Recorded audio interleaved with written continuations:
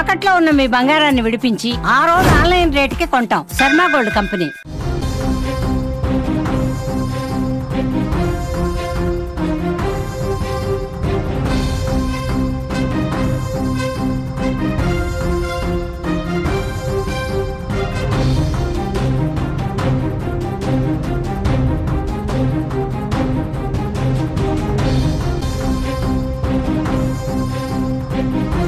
మరో breaking news చూస్తున్నాం. Gandikota murder case ఇంకా వీడటం లేదు.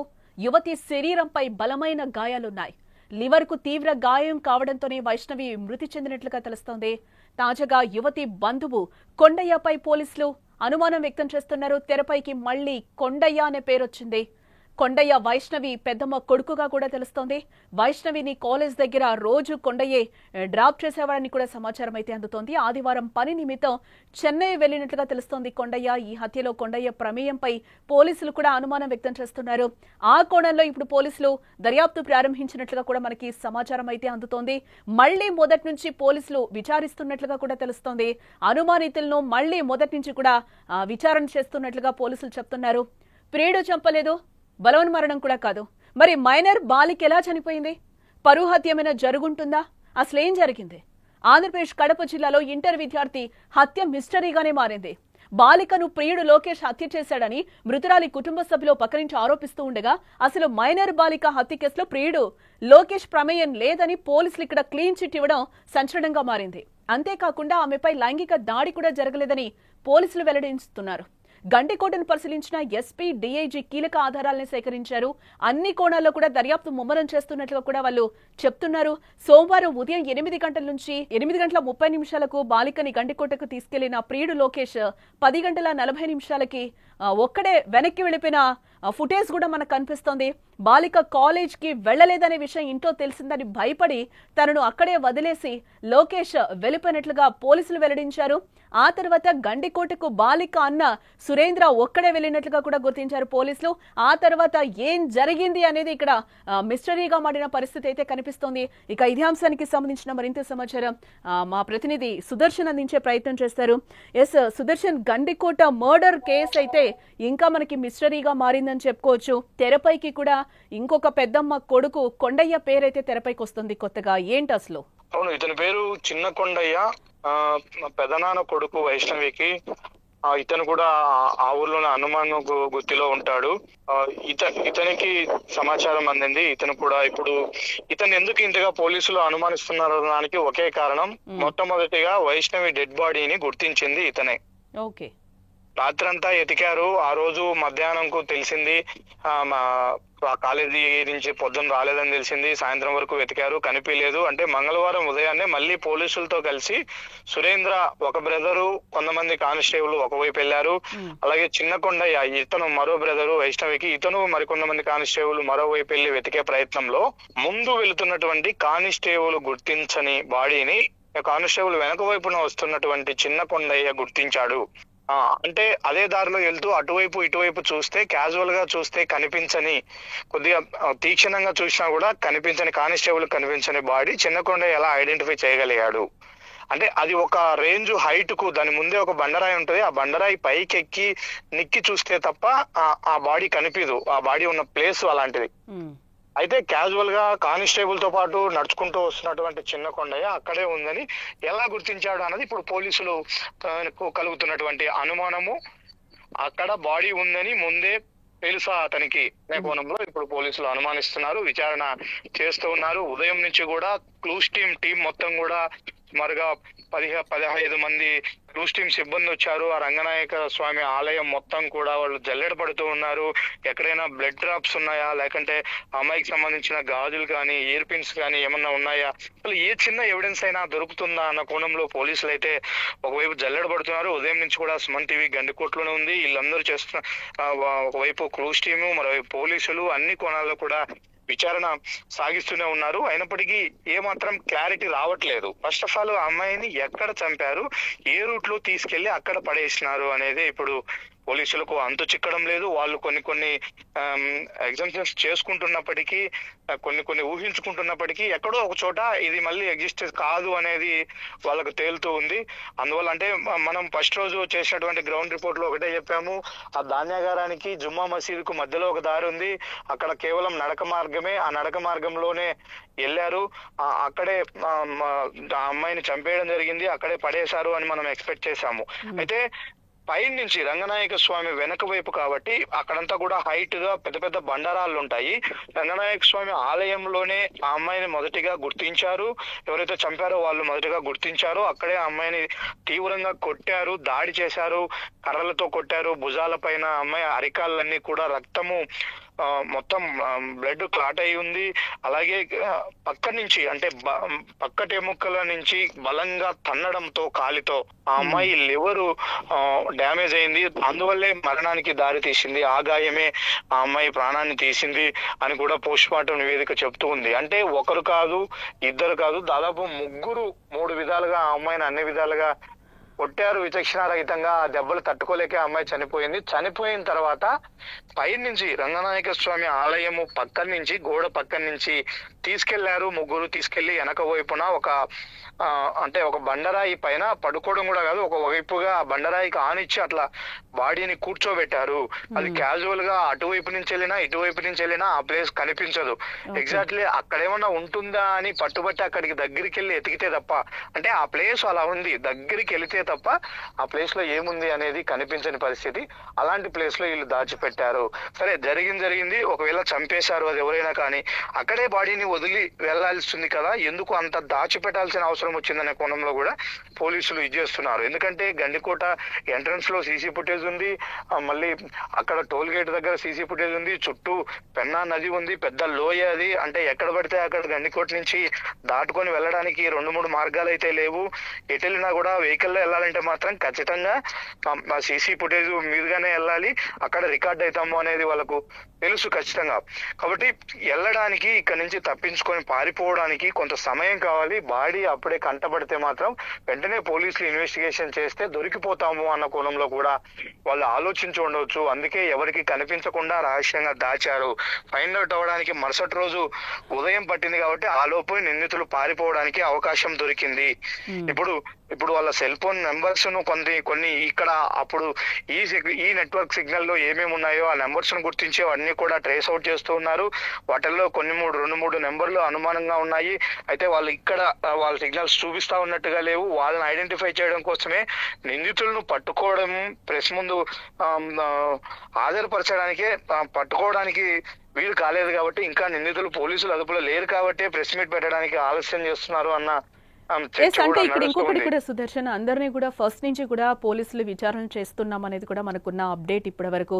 అంటే కొండయ్య కూడా ఇప్పుడు పోలీసుల అదుపులో ఉన్నాడు అని అనుకోవచ్చు అని అంటారా ఏంటి? అంటే ఆ రోజు సడన్ గా ఎప్పుడు కాలేజ్ కి కూడా కొండయ్య డ్రాప్ చేస్తూ ఉంటాడు, ఆ రోజు సడన్ గా సండే రోజు రేపు నేను రావట్లేదు నువ్వే వెళ్ళు అని కూడా ఆయన చెప్పిన పరిస్థితి కనిపిస్తుంది. నెక్స్ట్ డే కూడా ఆయన వచ్చాడు, తర్వాత అమ్మాయి చనిపోయిన 1 డేకి. లేదు, అది కాలేజీకి డ్రాప్ చేసేది ఓన్ బ్రదర్, అతని పేరు బ్రహ్మయ్య. ఓన్ బ్రదర్ కాలేజీకి డ్రాప్ చేస్తూ ఉంటాడు. అయితే అతను ఆదివారం సాయంత్రము ఏదో సర్టిఫికెట్ల పని కోసం చెన్నై వెళ్ళాడు. అతను బీటెక్ చేస్తున్నాడు. అంటే మరుసటి రోజు సోమవారం డ్రాప్ చేయడానికి అతను లేకపోవడం వల్లే ఈ అమ్మాయి ఒకటే వెళ్ళింది. మరి ఈ కొండయ్య ఎవరు? ఒకటి సుదర్శన్, కొండయ్య పెదనాన్న కొడుకు, చిన్న కొండయ్య ఇతని పేరు. ఇతను పెదనాన్న కొడుకు, ఇతను ఊర్లోనే ఉన్నాడు. సురేంద్ర ఎవరైతే స్పాట్ కు గండికోటకు వచ్చి వెళ్ళాడో హాఫ్ అన్ అవర్ లో రిటర్న్, ఆ సురేంద్రనే కాలేజీకి తన పిన్నితో కలిసి హనుమనగుత్తి నుంచి పొద్దుటూరులో ఉన్నటువంటి కాలేజీకి వచ్చిన తర్వాత అక్కడ గండికోటకి వెళ్ళిందని నిర్ధారించుకున్న తర్వాత అక్కడి నుంచి కొండయ్యకు సురేంద్ర ఫోన్ చేశాడు. పిన్నిని నేను కాలేజ్ దగ్గర వదిలిపెడుతున్నా, నువ్వు వచ్చి పిన్నిని పికప్ చేసుకో, నేను ఇక్కడ నుంచి గండికోటకి వెళ్తున్నాను అని చెప్పి వెళ్ళాడు. అతను ఊరి నుంచి వచ్చాడు, వాళ్ళు కాలేజీలో అక్కడ ఎంక్వైరీ చేశారు, ఇతను గండికోటకు వచ్చి వెళ్ళాడు. వీళ్ళందరూ కూడా మధ్యాహ్నం నుంచి నిర్ధారించుకొని పోలీసులతో కలిసి, పోలీసులకు ఎప్పుడైతే ఫిర్యాదు చేశారో వాళ్ళతో పాటు కామన్ గా వెతకడం మొదలు పెట్టారు. ఆ రోజు రాత్రి కూడా అంటే గండికోట గ్రామస్తులతో మనము వాళ్ళతో ఇంటరాక్ట్ అయినప్పుడు వాళ్ళు చెప్తూ ఉన్నది, అక్కడ ఎంట్రన్స్ లోనే ఒక స్కూల్ ఉంటుంది, అక్కడ ప్రతిరోజు కూడా చెక్క భజన చేస్తారు.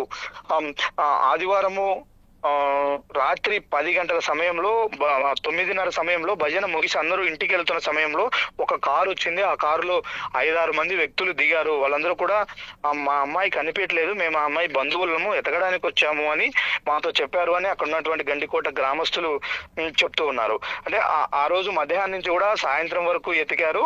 మరుసటి రోజు పోలీసులతో కలిసి ఎతికే ప్రయత్నంలో కొండయ్య డెడ్ బాడీని గుర్తించాడు. కాబట్టి నువ్వు ఎట్లా ఐడెంటిఫై చేశావు అన్నదే ఇప్పుడు అతను జస్టిఫై చేసుకోవాల్సి ఉంది.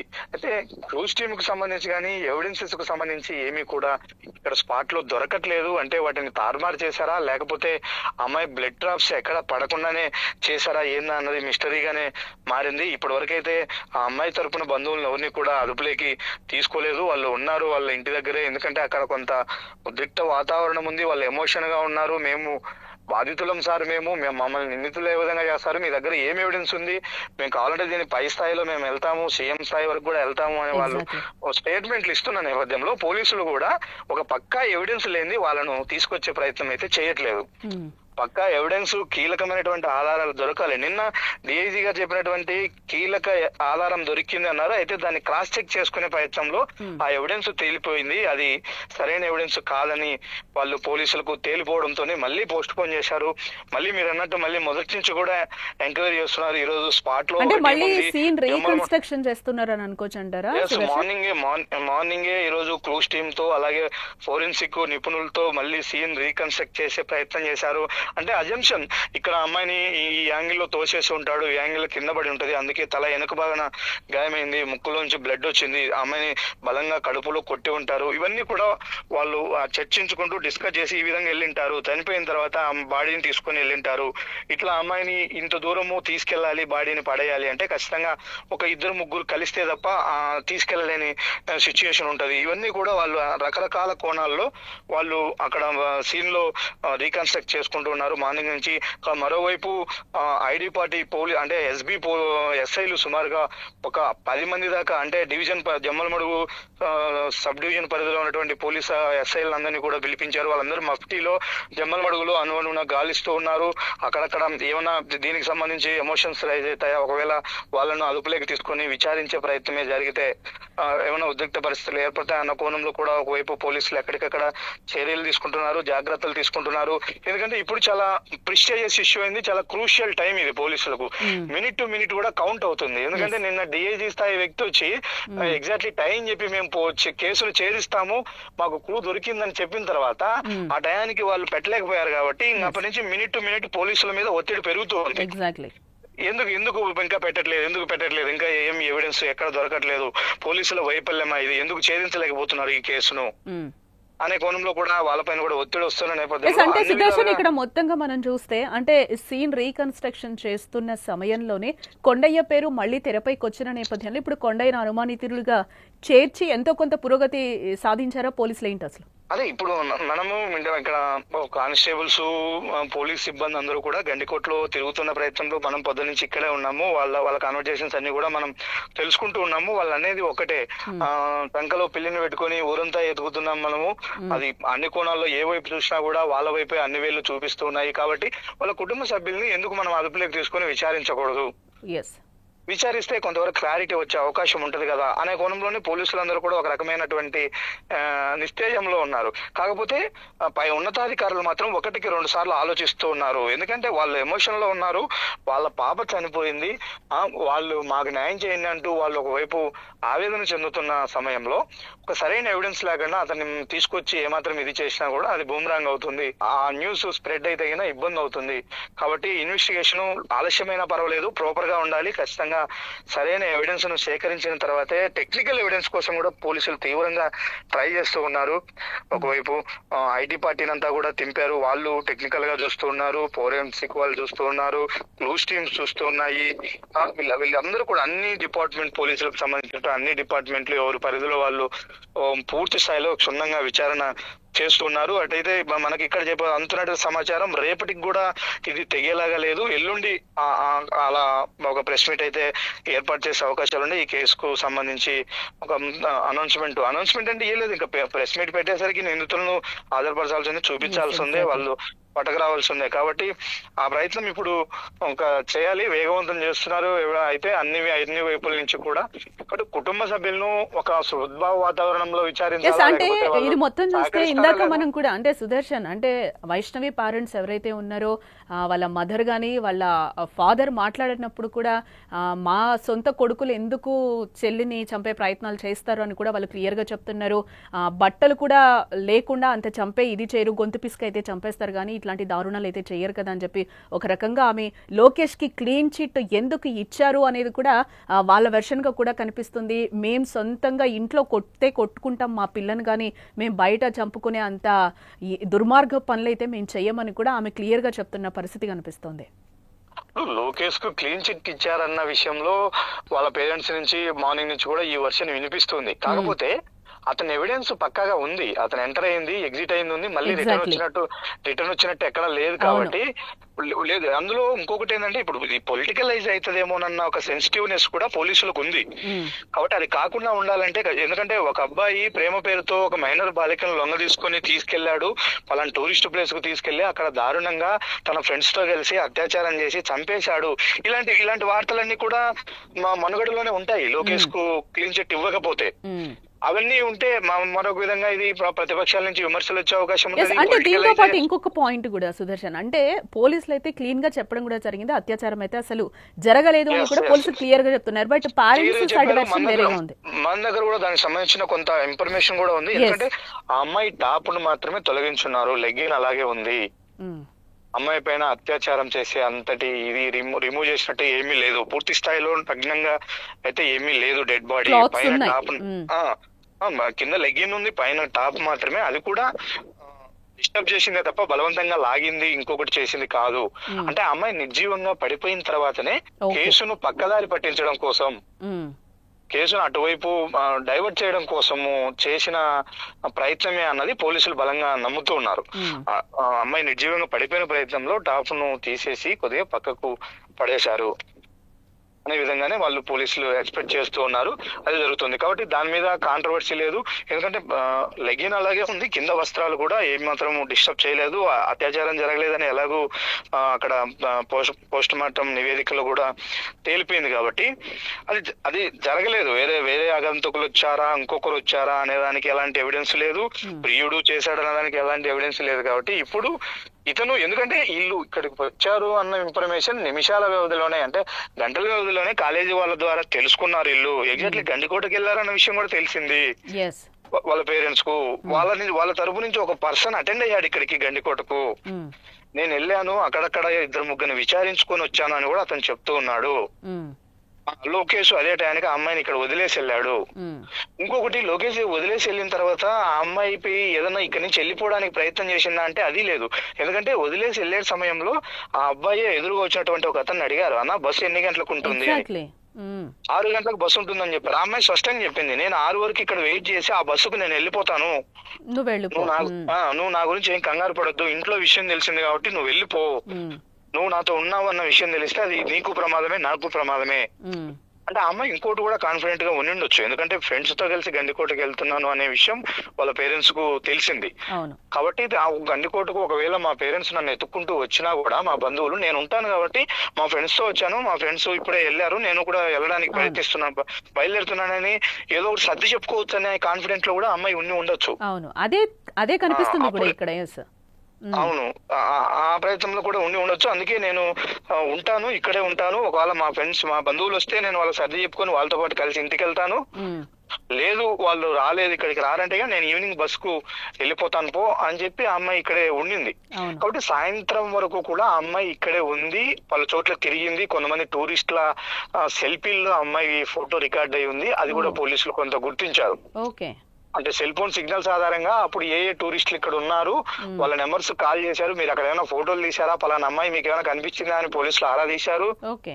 వాళ్ళు కొంతమంది వాళ్ళు తీసుకున్న సెల్ఫీలను చూసుకున్న తర్వాత వాళ్ళలో ఏదైనా ఎవిడెన్స్ ఉంటే పంపించారు. అవన్నీ కూడా క్లారిఫై చేసుకున్నాకనే ఆ అమ్మాయి ఇక్కడ లైవ్ లో ఉంది, అక్కడ లోకేష్ ఎగ్జిట్ అయ్యాడు అన్న తర్వాతనే లోకేష్ కు క్లీన్ చిట్ ఇచ్చే ప్రయత్నం చేశారు పోలీసులు.